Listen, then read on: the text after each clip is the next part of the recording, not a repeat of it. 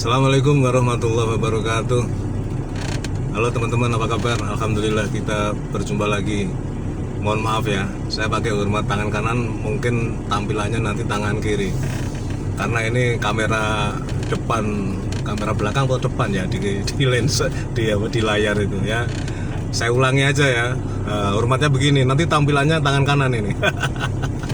Oke, pembukaan yang mungkin agak berdele-dele karena ada komen dari channel kabar politik saya kurang to the point ya, terlalu banyak pengantar gitu, disuruh to the point ya terima kasih masukannya, tapi saya bilang bahwa saya menikmati setiap saya ngonten ini proses dari pembukaan sampai closing ya.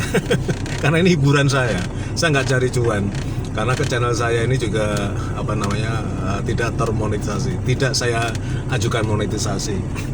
Kemudian yang berikutnya sebagai pengantar juga ya, mungkin teman-teman ada yang bertanya baik di akun Facebook saya Panglima Parusung Dakoh maupun di channel YouTube saya Kabar Politik.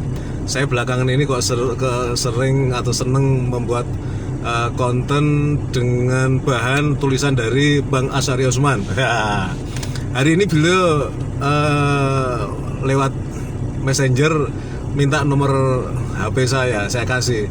Artinya kelihatannya beliau pengen lebih dekat dengan saya juga. Walaupun selama ini saya secara tidak langsung ya sudah minta izin dengan menyampaikan ucapan terima kasih setelah membuat postingan yang berbahan tulisan beliau ya. Jadi saya anggap karena beliau memang senior saya dalam dunia jurnalistik, saya anggap beliau ini pemimpin redaksi saya reporternya sekaligus pembaca beritanya gitu.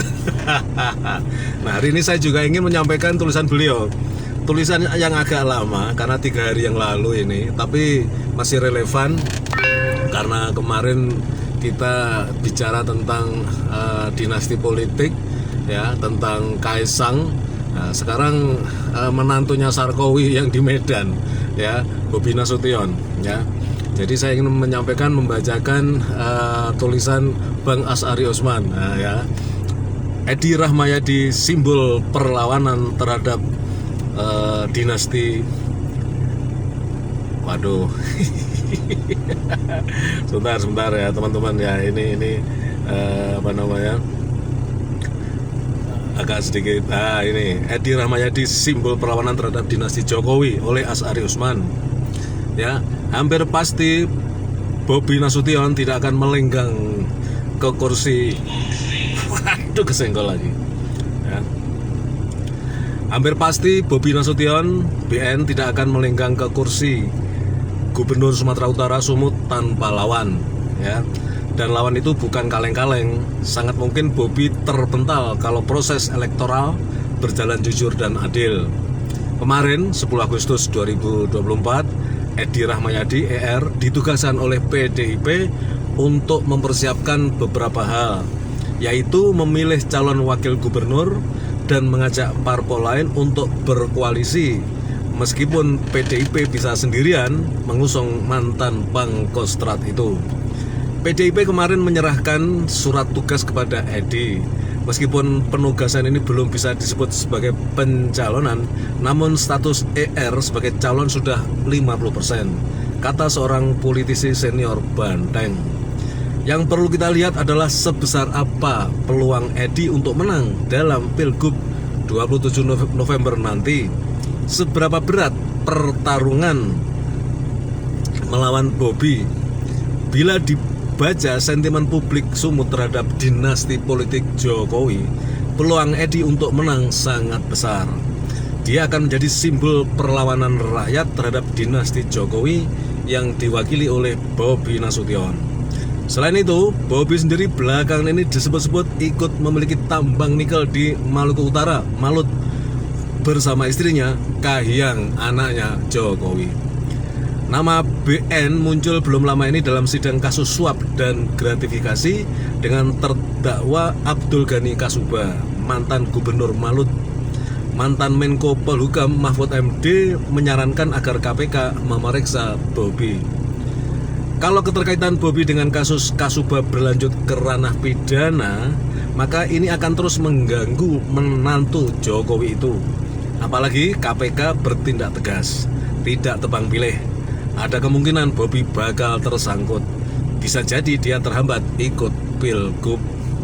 Dalam situasi begini, Edi semakin mudah untuk menang. Tetapi tanpa masalah hukum yang terkait kasus Kasubah, Edi bisa mengalahkan Bobi. Dukungan warga Sumut masih sangat kuat. Tidak berlebihan untuk mengatakan bahwa dinasti politik Jokowi akan mempersatukan berbagai elemen yang berbeda, bersatu melawan kesewenangan Jokowi. Insya Allah ini akan menjadi kenyataan. Sebagaimana yang terlihat di seluruh pelosok negeri, rakyat Sumut juga tidak akan membiarkan dinasti Jokowi berlanjut. Para pemilih lintas parpol dipastikan akan bersatu padu untuk menyelamatkan demokrasi yang dirusak oleh rezim Jokowi. Rakyat Sumut akan menolak Bobi Nasution yang lahir dari nepotisme penguasa. Edi Rahmayadi akan menjadi simbol perlawanan terhadap dinasti Jokowi. 11 Agustus 2024, penulis jurnalis senior Freedom News. Itu teman-teman tulisan Bang Asari Usman, pemimpin redaksi saya. Yang keren karena beliau ini jurnalis senior ya, wawasannya luas, selalu mengikuti perkembangan. Saya cukup membacakan saja, tetapi yang jelas chemistry maupun katakanlah sikap politik atau positioning beliau dengan saya relatif sama, sejalur, searah. Jadi saya merasa berkepentingan juga untuk menyebarkan tulisan-tulisan beliau ya. Yang penting sekarang teman-teman ya, jadi jangan lupa bahwa politik dinasti ini merusak ya, merusak tatanan demokrasi ya. Saya aja juga udah bosan dengan demokrasi. Kalau saya bilang saya senang khilafah nanti pada protes. Tapi demokrasi memang melahirkan kebrengsekan ketika dilakukan atau